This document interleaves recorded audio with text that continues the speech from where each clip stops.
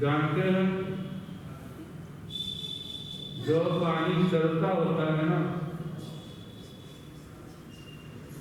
उसमें थोड़ा गंदा पानी मिल जाए तो धीरे धीरे वो क्या हो जाता है, साफ हो जाता है। और यदि बहुत ही मिला दिया जाए, जिसमें मिलाया जा रहा वो पानी थोड़ा पड़ जाए, फिर तो मुश्किल हो जाएगी।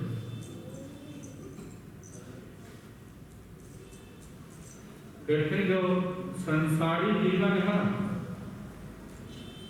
वो देखा जाए तो एक गंदे नाले के समान है। आपके लिए कैसे? गंदे नाले में जैसे मोरियों के माध्यम से गंदा पानी आ रहा है, ऐसे इस जीवन में भी तो 18 पापों की मोरियां क्या है, खुली। और पाप क्या हो रहे हैं? इस आत्मा के अंदर आ रहे, और आत्मा की दशा क्या है? फिर उस गंदे नाले के समान ही तो है। गंदे नाले का पानी पीने योग्य नहीं था, लेकिन यदि उसको प्रक्रिया विशेष से सारा साफ कर दिया जाए तो फिर उसको कोई भी पी सकता है, क्योंकि उसके अंदर कोई दोष नहीं रहा। अब इस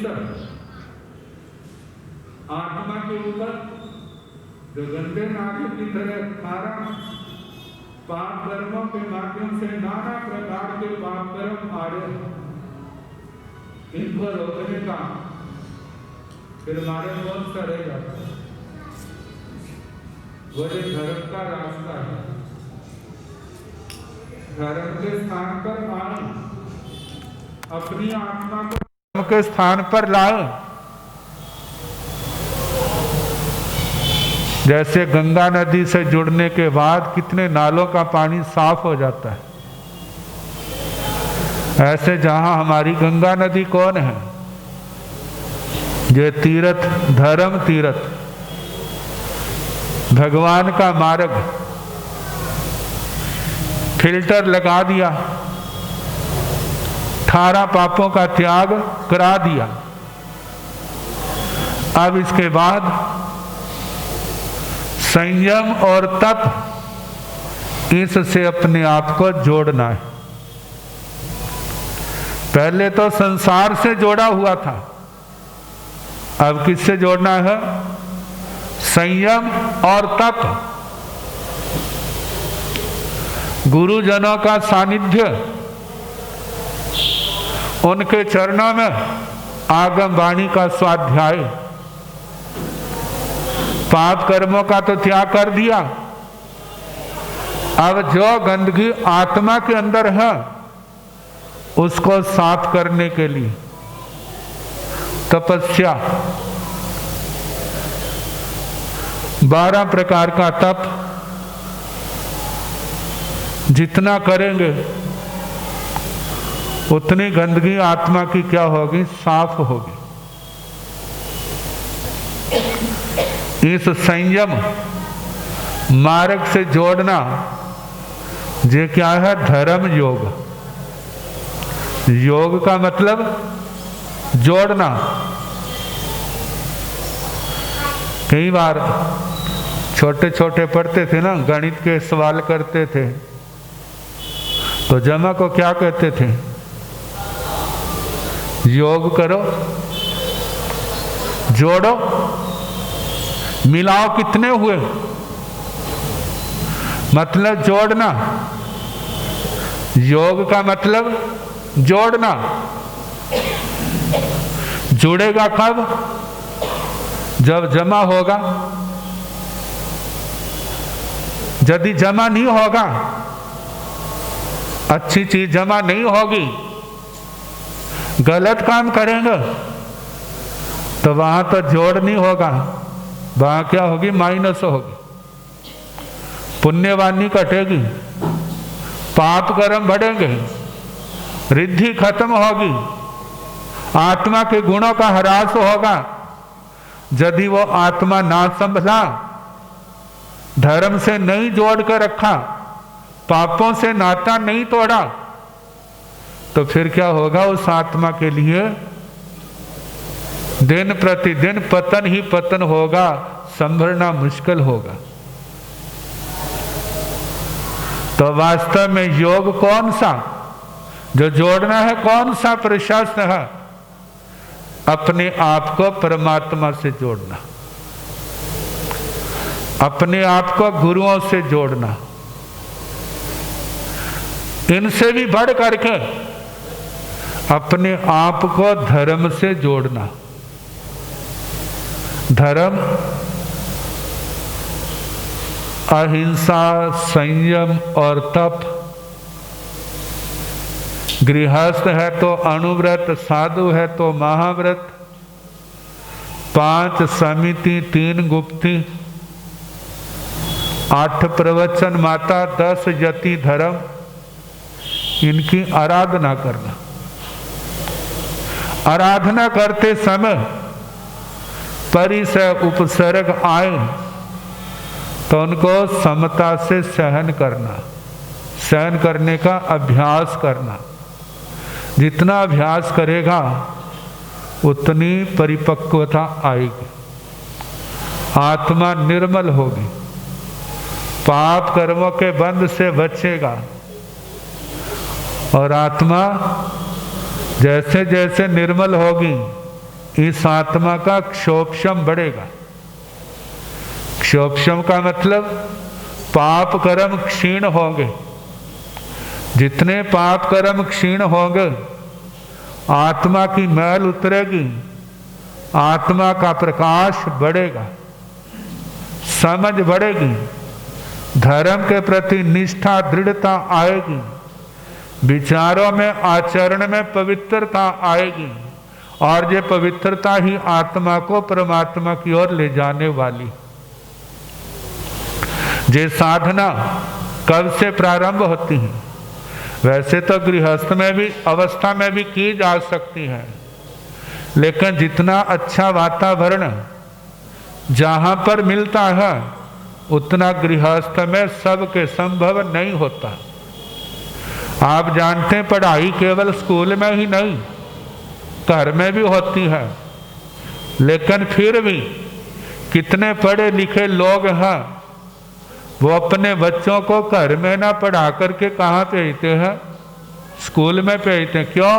क्योंकि वहाँ पर विद्या का, पढ़ाई का वातावरण है, घर के अंदर वातावरण नहीं है। कभी माँ आवाज देगी, जा बेटा तेरे पापा तो घर नहीं है, बाजार से जे लिया, कभी जे लिया, जे लिया, तो उसका पढ़ाई के अंदर एकाग्रता नहीं बढ़ेगी। तो इसी प्रकार जो संयम तप का मार्ग इस साधु जीवन में प्राप्त होता है, वातावरण मिलता है, वैसा वातावरण गृहस्थ अवस्था में हर आत्मा को नहीं मिलता। तो कहा जाता है इस जीवन में जो प्रवेश किया वह दीक्षा दिन। अब साधना जितना समय बीतता जाएगा वो दिन तो हर साल आएगा। कहते हैं संसार की दिन तो सबके आते हैं।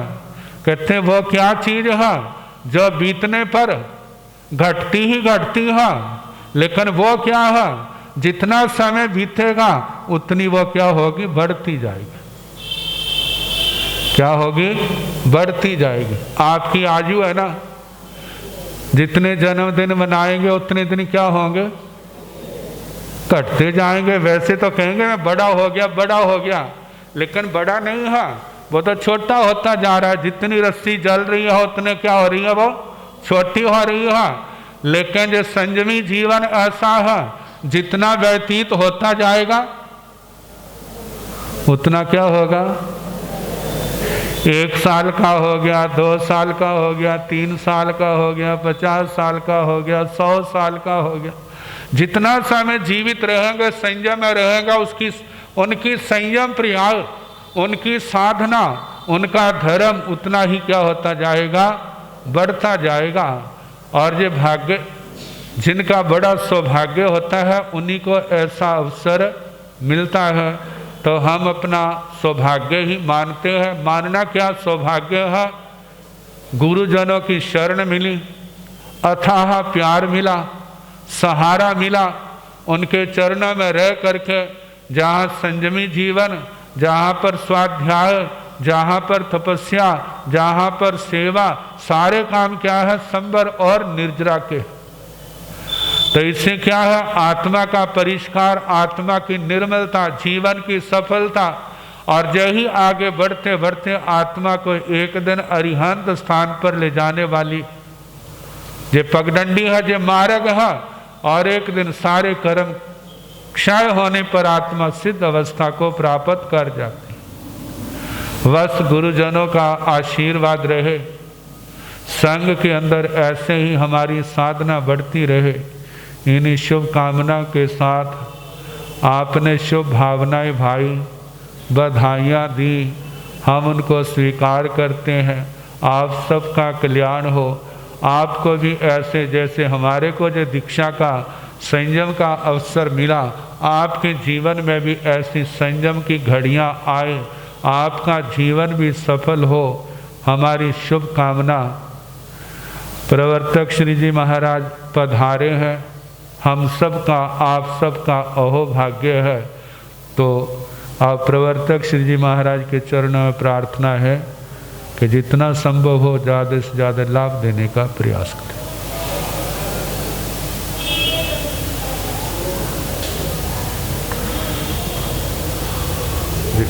माइक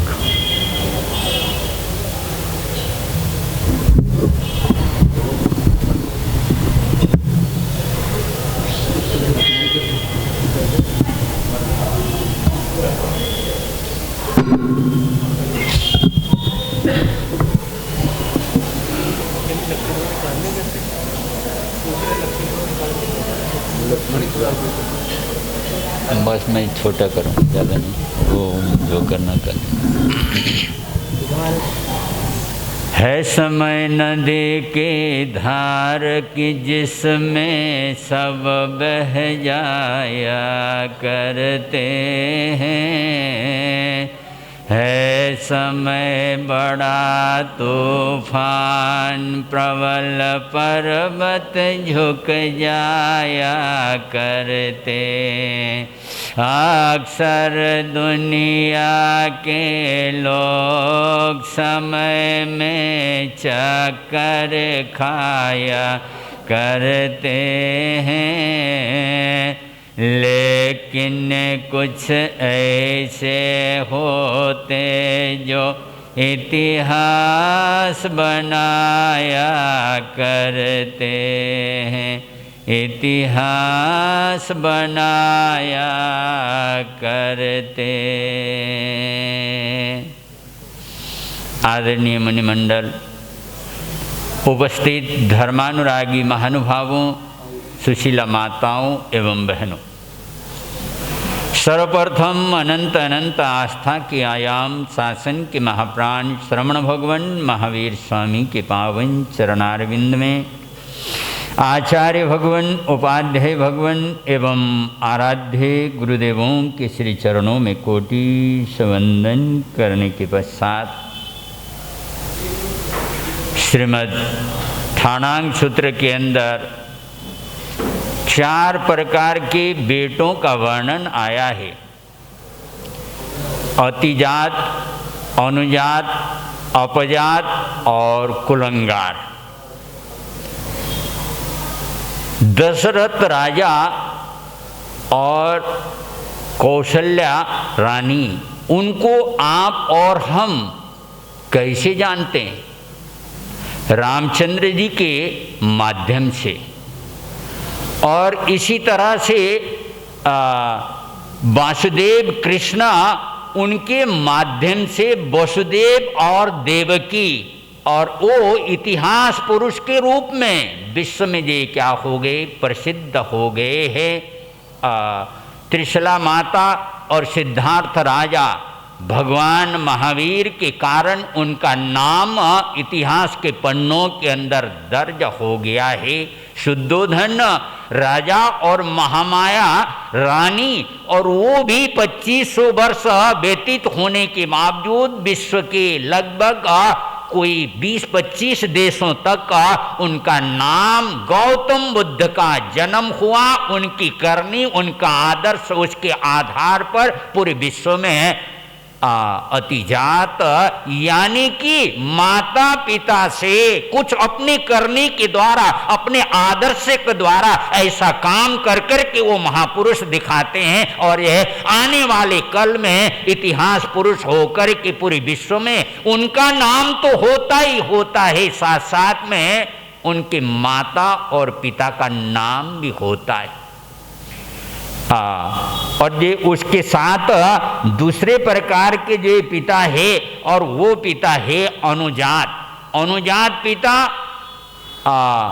यानी कि बेटा अनुजात, जैसे पिता का नाम है और पिता की यश है, पिता की कीर्ति है, और उससे आगे तो नहीं बढ़ पाया, लेकिन पिता के नाम के अनुरूप और वो अपना आचार, अपना विचार, अपना जीवन बना करके आगे बढ़ने वाला, और वो दूसरे नंबर का बेटा है। और ये तीसरे नंबर का बेटा है अपजात, यानी कि पिता ने जो कीर्ति, जो यश या जो कमाई करके गया, और बेटा और उस कीर्ति को या उस कमाई को कम कर देता है या उसको ह्रास करता है, ज़्यादा बदनाम भी नहीं करता, लेकिन उस कमाई को दे क्या करता है, कमी करने वाला बनता है। हम महाराष्ट्र में थे, वहाँ पर रात्रि के समय भाई लोग बैठे थे, चर्चा के दरमियान एक भाई कहता, यहाँ से अमुक यानी कोई 20-30 किलोमीटर की दूरी पर एक भाई के पास 5 टन सोना, अपना ही जैन भाई, उसके पास में 5 टन सोना। पहले मुझे विश्वास नहीं हुआ, ये क्या बोल रहे, 5 टन सोना। महाराज सत्य है, लेकिन और ये बेटा और पोते तक जाते जाते खाने के लिए दाना उनके पास में नहीं, यानी कि और पिता की ऐसी कमाई, और ये बेटा जुआ खेलने लग गया, दारू पीने लग गया, या और को व्यसन के अंदर चला गया, सब कुछ खो दिया, और खोने वाला तीसरे नंबर का पुत्र, और कुलंगार उसको कहा जाता है। और कहाँ पौलुस ऋषि का नाम, कहाँ पौलुस ऋषि का आदर्श, और कहाँ रावण की बदनामी। हमारे जैन इतिहास के अनुसार, जैन गणना के अनुसार मुनि सुब्रत स्वामी के जमाने में रामचंद्र हुए हैं, रावण भी उसी समय, और वो काल गणना के हिसाब से 11 लाख वर्ष का, लगभग 11 लाख वर्ष का लंबा पीरियड हो गया। और तो भी रावण इतना बदनाम, क्योंकि उसने गलत काम किया है और उसके कारण बदनाम हुआ है। तो भाइयों बहनों, मैंने जो कि हिमाचल प्रदेश के जोहो नाम के टब्बा गांव में जन्म लेने वाले हमारे उपाध्याय परवर वकील चंद जी राजपूत व्यास देवी और उनके पावन प्रांगण में जन्म लेकर के आगे बढ़ने वाले, मूल रूप में तो ज़्यादातर राजपूत परिवार के अंदर, और आज तो विशेष करके जिसको हम जैन कहते, वो भी नई पीढ़ी का खान पान बिगड़ रहा है। वहाँ पर पता नहीं खान पान भी कैसा होता था, और न कभी जैन धर्म के संपर्क में या उसमें, लेकिन पूज्य परवर और ज्ञानी ध्यानी तपस्वी उपप्रवर्तक और ये विशेष करके पंडित परवर जगदीश मुनि जी महाराज साहब के संपर्क में आने के बाद जीवन में ऐसा मोड़ आया। साधक आत्मा तो आज की नहीं, पूर्व की साधना और थी, वो जागना था, और यह उपादान जगाने वाला, और ये वहाँ पर मिले और संपर्क में आए केवल 4 महीने के छोटे से पीरियड के अंदर। और बदलाव होकर की जैन भागवती दीक्षा अंगीकार करके अपने जीवन को संपूर्ण रूप से और जिन शासन के अंदर समर्पित कर करके आगे बढ़े। गुरु ज्ञानी थे, गुरु ने और शिष्य को गढ़ने शुरू किया। जैसे शिल्पकार बेडौल पत्थर को घन और छेनी के माध्यम से तराश करके नयनाभिराम मूर्ति का आकार ये क्या कर देता है, दे देता है। गुरु कारीगर सरीखा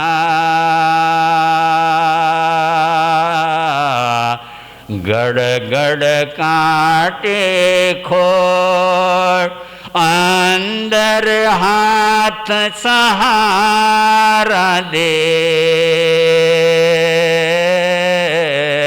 बाहर मारे चोट ओ भैया, बाहर मारे चोट। ये सब गुरु किस तरह से घड़ता है। जैसे कुम्हार घड़े को ये क्या करता है, मिट्टी खोद के लाता है, पानी डाल करके लात से पैरों से रोंद करके उसको लचीला बनाता है, उसको चाक में चढ़ा करके और उसके बाद अंदर से हाथ ऊपर से पाटियां मारते हुए और उसको घड़े का रूप दे करके उसको आंच में पकाने के बाद सुरक्षित रूप से उस घड़े को काम लिया जाए तो 10 साल 15 साल 20 साल उससे भी अधिक समय तक और काम आने वाला ना चीज मिट्टी को इस तरह का आकार देने का काम वो कुम्हार करता है। इसी तरह से गुरु ने घड़ करके दीक्षा के समय नाम दिया जितेंद्र, वाकई ही और ये जैसा नाम वैसा काम अपने इंद्रियों के ऊपर विजय प्राप्त करते हुए शांत दांत धीर और गंभीर, इतने प्रकांड पंडित, इतना ज्ञान, लेकिन कहीं पर भी अहंकार और उनके निकट विजय क्या करता है, फटक नहीं पाता है। रात्रु को प्रतिक्रमण के बाद बैठे थे और आप श्री जी आचार्यों का नाम सुनाने लगे और इस आचार्य के इतने शिष्य हुए, इनके शिष्यों की ये शिष्य परंपरा है, इनके ये शिष्य परंपरा है, उनकी वो शिष्य परंपरा है, उनकी वो शिष्य परंपरा। मैं तो सुन करके भी हैरान, यार कमाल है, इतना याद आता, इतनी स्मृति और ये इस तरह के, यानी कि शास्त्रों को और बाहर के फालतू की इन बातों में उन बातों में गृहस्थी की चर्चा के अंदर नहीं, वाकई साधु जीवन लिया ही जिनेंद्र परमात्मा की वाणी के अनुसार अपने जीवन को ढाल करके खुद ढलना और यह संपर्क में आने वालों को भी ज्ञान दे करके, ध्यान दे करके, साधना दे करके।